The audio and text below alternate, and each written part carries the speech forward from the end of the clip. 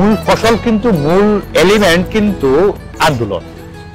পাশাপাশি এখন আমরা দেখছি সনাতন ধর্মাবলম্বীরা তারাও কিন্তু আন্দোলন করছে, তারাও কিন্তু জড়ো হচ্ছে। আপনাদের যে পথ আপনারা যেভাবে আন্দোলন করছেন তারাও একই স্টাইল ফলো করার চেষ্টা করছে। কিন্তু এই ক্ষেত্রে আপনারাও আন্দোলন করলেন, আপনারা সাকসেসফুল হলেন, সফল হলেন।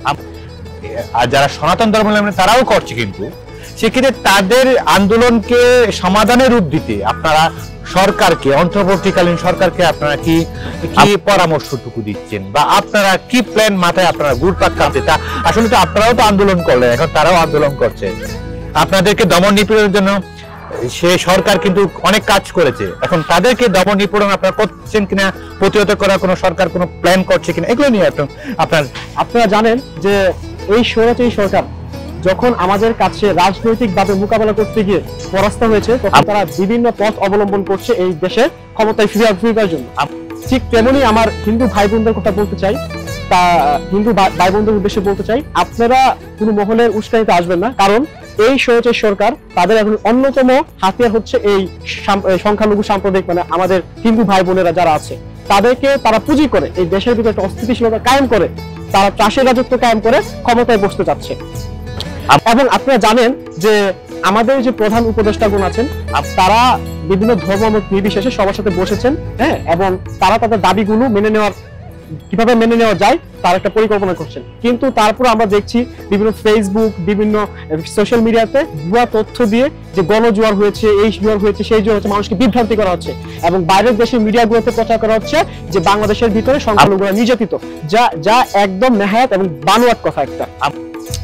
এবং আমরা প্রতিদিন আমরা যারা বৈষম্য বিরোধী ছাত্র আন্দোলন যারা কর্মসূচিতে আমরা যারা আছি, ছাত্র সমাজ, তাদের প্রতিদিন কোনো মত বিনিময় সভা হচ্ছে মন্দিরগুলোতে, গির্জাগুলোতে, আমরা ঘুরে ঘুরে দেখছি। আমাদের ছাত্র সমাজের পক্ষ থেকে যতটুকু সাহায্য তাদের করা প্রয়োজন আমরা ততটুকু করব। তবে একটা কথা ক্লিয়ারলি বলে দিতে চাই তাদের উদ্দেশ্যে, যারা এই দেশকে অস্থিতিশীল করতে চাচ্ছে তাদের উদ্দেশ্যে আবারও বলতে চাই, যদি এরকম কোনো পায়তারা হয় দেশকে অস্থিতিশীল করার, তাহলে ছাত্র সমাজ যেভাবে আসনে বসাইতে পারে সেই আসন থেকে ছুঁড়ে ফেলতে 2 মিনিট সময় নেবেন। যেহেতু আপনাদের প্রতিনিধি আছে অন্তর্বর্তীকালীন সরকারে, তাদেরকে আপনি কি আপনারা কোনো পরামর্শ দিচ্ছেন কিনা, বা তারা এই যে আন্দোলন এটাকে প্রতিহত করার জন্য, বা প্রতিহত বলেন বা সমাধান করার জন্য এখন কি করছে তারা, বা আপনারা কি সাজেশনটুকু আপনারা দিচ্ছেন, যেহেতু আপনারা ছাত্রদের সাথে থাকেন? আপনারা জানেন যে আমাদের উপদেষ্টা মন্ডলীর ভিতরে আমাদের 2জন ছাত্র প্রতিনিধি আছে, তাদের সাথে আমরা কন্টিনিউয়াস যোগাযোগ করছি এবং দেশের যে সার্বিক পরিস্থিতি তাদেরকে আমরা অবগত করছি। আমরা চাই এই দেশে ধর্মমত নির্বিশেষে একটা স্বাধীন, সুন্দর এবং পরিচ্ছন্ন বাংলাদেশ হোক, এবং তাদেরকে আমরা প্রতিদিনের যে কর্মসূচি, প্রতি আপডেট টু আপডেট আমাদের কর্মসূচি শেষে তাদেরকে আপডেট জানাচ্ছি, এবং তারা আমাদেরকে আশ্বাস দিয়েছেন তারা যুগোপযোগী এক সিদ্ধান্ত নিতে, এবং যারা আমাদের সংখ্যালঘু ভাই বোনেরা আছে হিন্দু, খ্রিস্টান, বৌদ্ধ, তাদের পক্ষে কথা বলার জন্য, তাদের দাবি দেওয়া মেনে নেওয়ার জন্য। আমিনুল হক তিয়াস, একটা অভিযোগ ছিল আসলে সেই সরকারের কথা, যে সরকারকে আপনারা উৎখাত করেছিলেন, তাদের মতের বিরুদ্ধে হয়ে গেলে তখন তারা রাজাকার বা শিবির ট্যাগ দিত।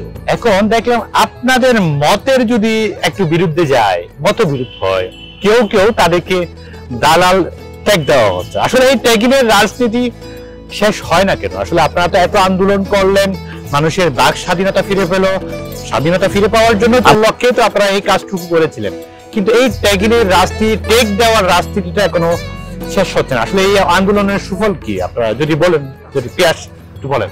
এই ট্যাগের রাজনীতি শুরু করেছে তৎকালীন সরকার, স্বৈরাচার সরকার, শেখ হাসিনা সরকার। আমরা বলতে চাই দীর্ঘ 15 বছর বা কিংবা 16 বছর তারা এখানে শাসন করেছে।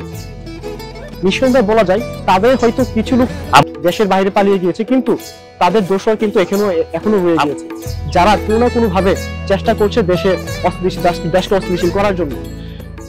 কিছুদিন আগে আমরা স্বাধীনতা লাভ করেছি, কিন্তু ওই স্বাধীনতার বিরুদ্ধে গিয়ে কিছু লোক তাদের পক্ষ হয়ে নানান বিবৃতি, নানান মন্তব্য দিচ্ছে, যেটা কখনোই কাম্য না।